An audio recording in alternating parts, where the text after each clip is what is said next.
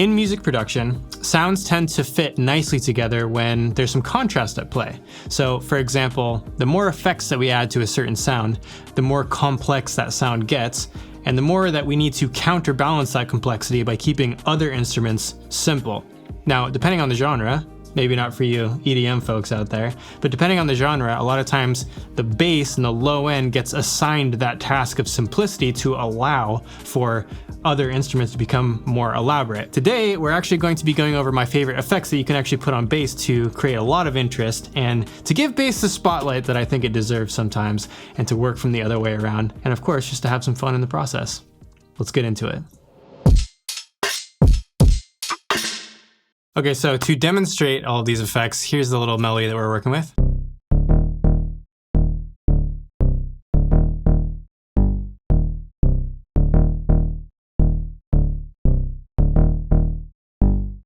So let's start off with the simplest of the adjustments, and that's going to be an Octaver. Now, an Octaver does exactly what it sounds like it does. It adds an octave either above or below the source material. Now, there's a lot of different options you have for getting an Octaver. If you don't have access to something like Guitar Rig or, some sort of digital pedal board, you can actually get what's called the pitch shifter from Kilohertz, not kilohertz, but Kilohertz. And actually, I recommend that everybody pick up this pack because this bundle is completely free. And I think it comes with like 20 different plugins. It's an awesome addition to anybody's music production arsenal. So let me just show you. I'll type in Kilohertz. And you can see all these different effects that you get. Super simple interface. Now, we get to choose what pitch we're going to add into the mix here. Now, the mix is at 100%, so you'll hear when I add 12 semitones above, sounds like exactly what you'd expect. And we bring the mix down a little bit.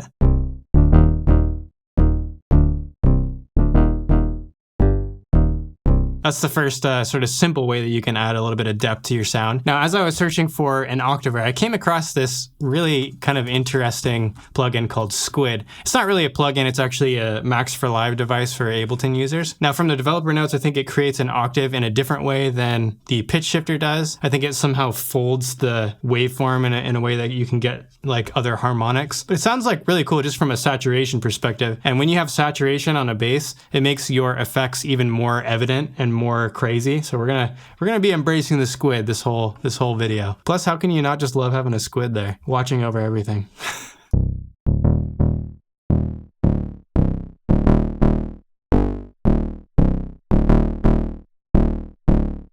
One of my absolute go-to effects for bass sounds is the auto filter.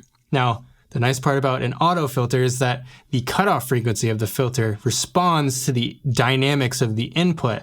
And so you can get some really cool sounds really fast, especially with basses. It works really nicely with, simple sounds. So you have a few options as far as where you can get an auto filter. Most DAWs, though, will have a native free version of an auto filter within the DAW itself. So in Ableton and Logic, it's called auto filter. And I think in FL Studio, it's called Love Filter with a PH. However, if you've got the Sound Toys bundle, then I would recommend that you use Filter Freak 1, okay? Filter Freak 1. So we're gonna add that here, and you can apply these same concepts to the one in your DAW. I use the auto filter one from Ableton all the time. So let's try to change up this sound here. So what we wanna do is make the attack much faster so that it's reacting much more quickly to the source material. And I like to use bandpass filters for this type of sound. Then we're gonna bring the cutoff frequency down here, and we're gonna raise the resonance a little bit so we can make the effect a little bit more pronounced here.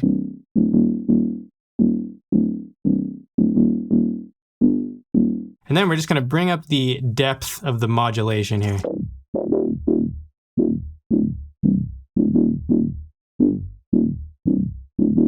So you can get some really cool sounds really fast.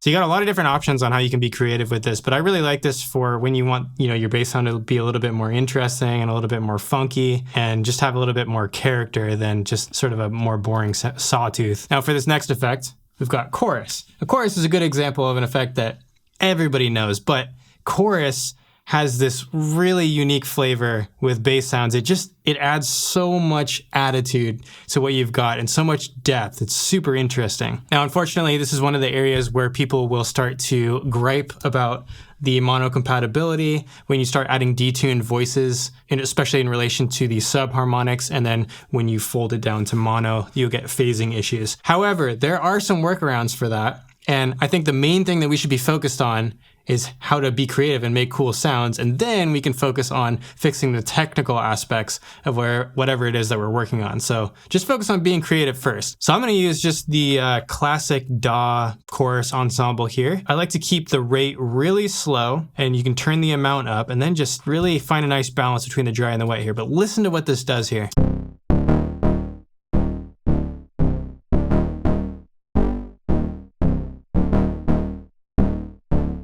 Especially when you start turning up the feedback a little bit.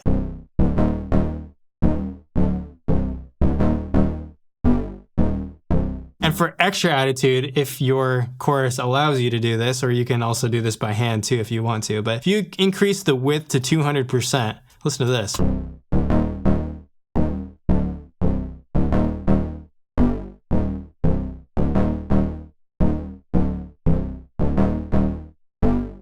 It's also pretty nice because sometimes chorus effects like this one in Ableton has an option for you to only apply the detuning, which is what chorus is. Only apply the detuning to the high pass version of the signal so you can keep your low end intact and free from a lot of phase issues that you otherwise would have. So you could turn this up to like 300 hertz or something.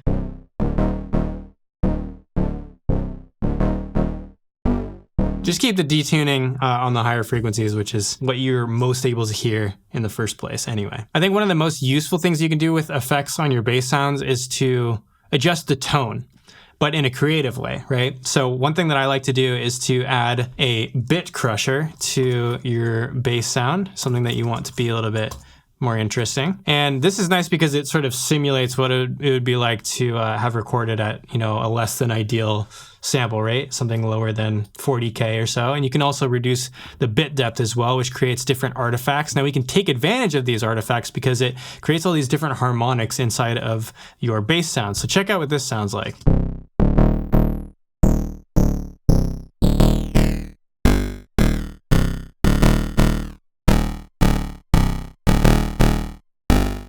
It gets even better too when you reduce the bit depth a little bit.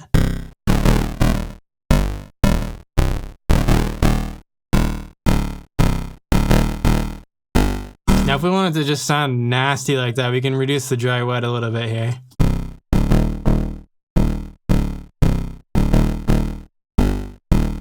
When you're trying to add a little character to your bass sound, this is really nice, and it adds so much attitude, just like the chorus does. Also really nice for if you're trying to do some sound design and you just want to break up the sound in a different way than, always just saturating it. One other really cool thing that I've come across in the past too that I like to use sometimes is to use a vocoder to adjust the tone of your bass sound. And more specifically, we're actually going to change the format of our bass to change the harmonic content, right? So what I like to do is change the carrier to be set to the pitch tracking mode. So it'll track the pitch of whatever our input source is. In this case, it's our bass melody here.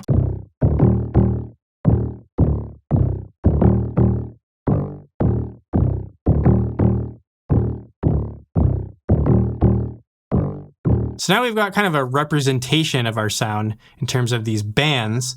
And what we're going to do is adjust this Formant knob here, and you'll see how it really changes the tone.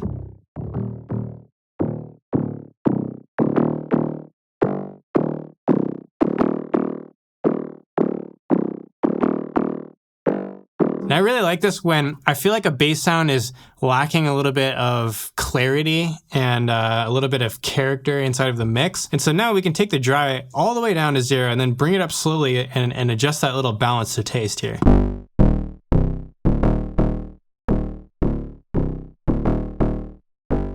So here's what it sounds like without.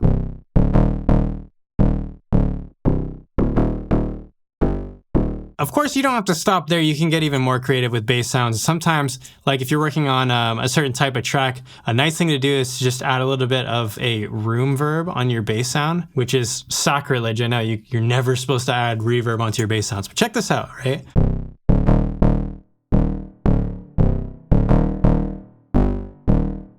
Even just a hair adds like this really nice depth.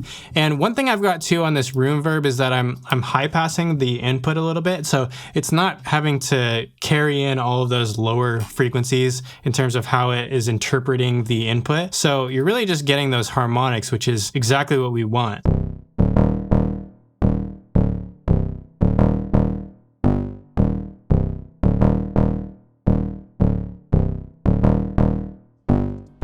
So I hope this was helpful and encouraging for you guys to start adding in some more effects to your bass sounds and just getting creative with every aspect of music production. There are no rules. And I'd love to hear what effects you guys like to use on your basses, and especially stuff that's outside of the norm. That's what we want. All right, happy music making, everybody. And we'll see you very soon. Take care. Peace.